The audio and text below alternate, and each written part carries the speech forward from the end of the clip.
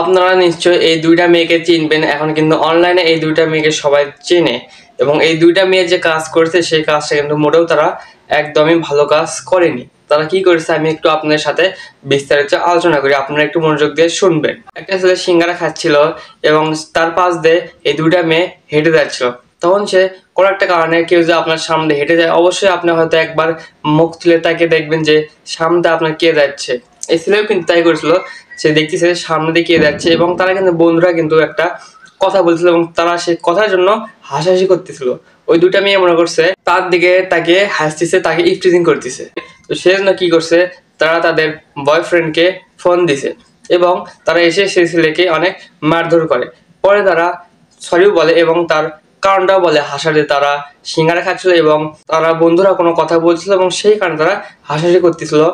তারপরেও সেই ছেলে কিন্তু সেই মেয়ে দুইটাকে সরি বলছে। তারপরেও ওই দুইটা মেয়ের এখনো মন ভরেনি সরি বলাতে। পরবর্তীতে তারা কি করছে, আরো অনেক লোককে ডাকছে, মানে অনেক বন্ধুদের ডাকছে তাদেরকে মার খাওয়াবে বলে। সেজন্য আরো অনেকজন এসে তাদেরকে পরে আবার অনেক মারধর করে এবং তাদেরকে ছুরি দিয়ে আঘাত করার কারণে এই ছেলেটির প্রাণ যায়। তাহলে ভাই এখন কি বলা যাচ্ছে যে আমাদের দেশে এখন আমরা ছেলেরা স্বাধীনভাবে চলাফেরা করতে পারবো না। কোনো যে একটা মেয়ে আপনার সামনে যায়, আপনি যে কোনো কারণে তার দিকে তাকান কিংবা অথবা তার দিকে কোনো কারণে হাসেন, ঠিক আছে, তাহলে আপনার মানে প্রাণ চলে যেতে পারে এমন একটা বিষয় হয়ে দাঁড়িয়েছে এখন। তো ভাই সেজন্য বলতেছি, কোনো মেয়ে দেখে যেন আপনারা হাসবেন না।